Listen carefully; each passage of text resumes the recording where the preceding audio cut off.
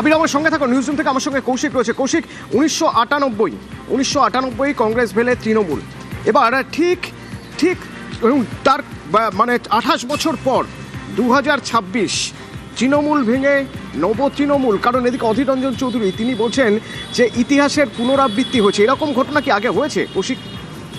দেখো অতনু, যেটা বলবো সেটা হচ্ছে রাজনীতি তো শুধু কয়েকটা দল নিয়ে তারা মিটিং মিছিল করছে, বক্তৃতা দিচ্ছে, ভাষণ দিচ্ছে, এই নিয়েই রাজনীতি নয়।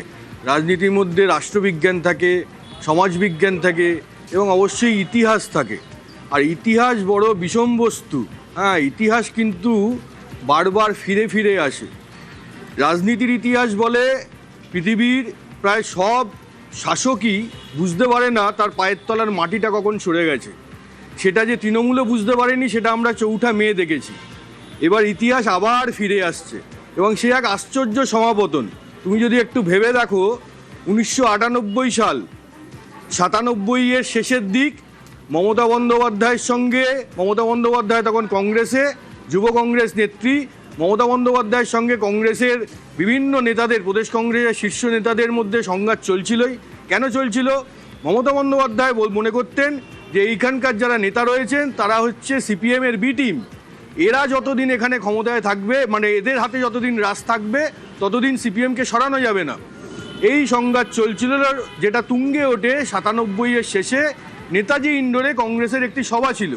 সেইখানে সংঘাতটা তুঙ্গে ওঠে, মমতা বন্দ্যোপাধ্যায় বেরিয়ে যান কংগ্রেস ছেড়ে, কংগ্রেস তাকে বহিষ্কার করে।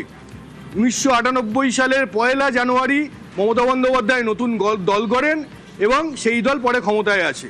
এবার কি হলো? 1998 সাল বহিষ্কার করা হলো মমতা বন্দ্যোপাধ্যায়কে, মমতা বন্দ্যোপাধ্যায় নতুন দল করলেন তৃণমূল।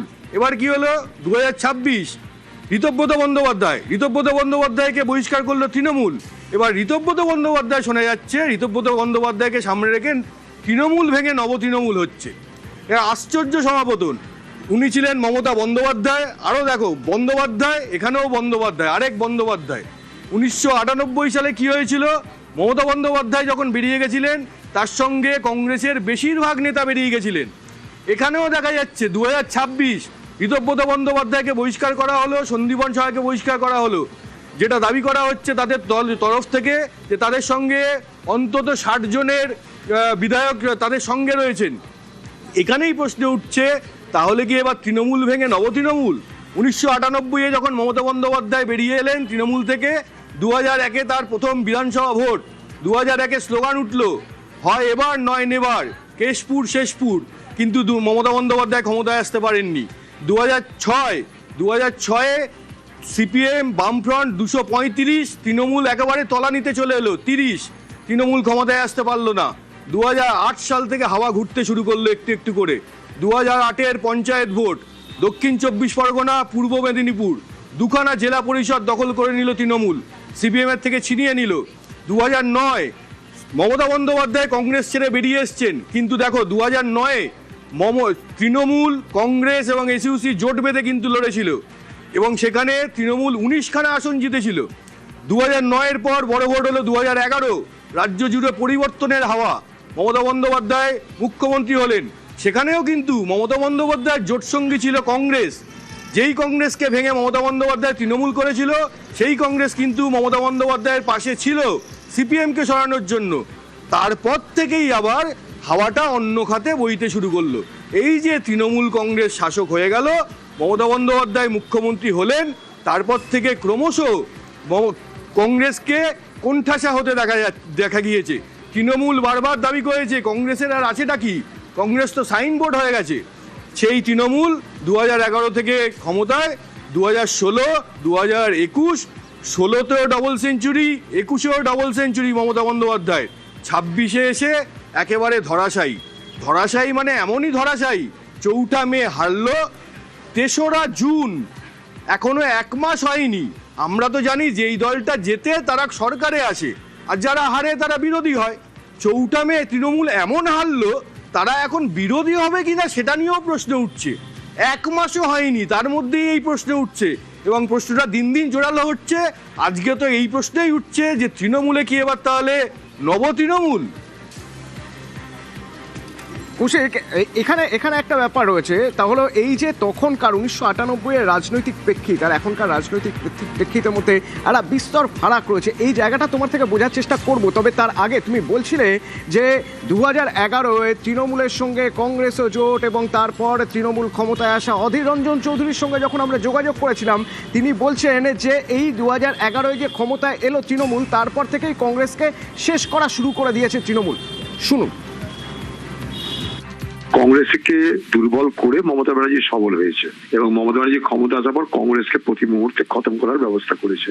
আজকে হিস্ট্রি রিপিট হচ্ছে, যে তৃণমূল যে কাজটা করেছিল আজকে সেই তৃণমূলের উপরে সেটাই হচ্ছে। ফারাকটা একটাই, সেদিন কংগ্রেস ভাঙিয়ে তৃণমূল দল তৈরি হয়েছিল, এটা যেটা হচ্ছে এমএলএরা বিজেপিতে সরাসরি জয়েন করতে পারছে না, কারণ বেশিরভাগ এমএলএ তারা সংখ্যালঘু ভোটে জিতেছে, সংখ্যালঘুরা রেগে যাবে, তাই সরাসরি তারা বিজেপিতে জয়েন করতে পারছে না। অথচ বিজেপিকে মদত করে তৃণমূল দলটাকে দিয়ে তারা কিন্তু আরেকটা ব্যানার তারা করছে এখানটায়। আমি তাদেরকে বলবো, যারা এই তৃণমূল ভেঙে আরেকটা তৃণমূল করতে চাইছে তাদের জন্য কংগ্রেসের রাস্তা খোলা আছে অনেক, তাদের জন্য এফেক্টিভ হবে কংগ্রেস, যদি তারা মনে করে রাজনীতি করতে চায়। আর না হলে তারা নিজেরা কিন্তু এই পশ্চিমবঙ্গে অপাঙ্ক্তি হয়ে যাবে, অপ্রাসঙ্গিক হয়ে যাবে। কৌশিক, 1998 আর এটা 2026, 1998-এ যখন কংগ্রেস থেকে বেরিয়ে এসে তৃণমূল হলো, কংগ্রেস রয়ে গিয়েছিল। কংগ্রেস এতটাই প্রাসঙ্গিক ছিল 2011-এ তৃণমূলকে ভোট যুদ্ধে সিপিএমকে হারানোর জন্য সেই কংগ্রেসের হাত ধরতে হয়েছিল। আজ 2026-এ এসে যখন এতজন বিধায়ক এক জায়গায় আলাদা সরে যাচ্ছেন বেসুরো তারা, সেই জায়গায় দাঁড়িয়ে আজকের এই তৃণমূল আর নব তৃণমূলের দ্বন্দ্বের সঙ্গে সেদিনের সে কংগ্রেস আর কংগ্রেস ছেড়ে বেরিয়ে আসা তৃণমূলের তফাৎ আছে কি? দেখো, এটাই অনেকে বলছেন যে সিপিএম বামেরাও তো 34 বছর ক্ষমতায় ছিল, তারা যখন ক্ষমতা থেকে গেল 2011 সালে, কজন বাম নেতা বা মন্ত্রীর গায়ে ডিম ছোড়া হয়েছে, কজনকে চোরচো স্লোগান হয়েছে, একজনের সঙ্গে হয়নি। তাহলে 15 বছরে তৃণমূল করেছেটা কি যার জন্য এরকম ক্ষোভের পাহাড়? এই তৃণমূলের এইভাবে চলে যাওয়াটার সঙ্গে মনে হয় এর আগে পশ্চিমবঙ্গবাসী এরকম দেখেনি। এরকমভাবে পতন, এরকমভাবে ধরাশায়ী হওয়া, ভোটে কেউ হারতেই পারে কোনো দল, তারা আবার ফিরে আসতে পারে, কিন্তু এই যে শাসক এত 15 বছর ধরে শাসনের পর মানুষের মনে এত ক্ষোভ এবং সমাজের সব স্তরের মানুষের মনে এরকম ক্ষোভ, এরকম এর আগে বোধহয় দেখা যায়নি। এবং যেটা এবার দেখা যাচ্ছে, সাধারণ মানুষের ক্ষোভ তো ছেড়েই দাও, দলের অন্দরে যেরকম ক্ষোভ ছিল, যেটা এখন সামনে আসছেন, একের পর এক নেতা মুখ খুলছেন, সেটা তো মানে একে বিরল ছবি। এবং তারই এবার প্রতিফলন দেখা যাচ্ছে। 1 মাসও হয়নি, তার মধ্যেই তৃণমূল দলটা, তৃণমূলের একেবারে মূলে ভাঙন, কোন দিন উঠে যাবে সেই নিয়েই এখন নানাজন নানা কথা বলছেন।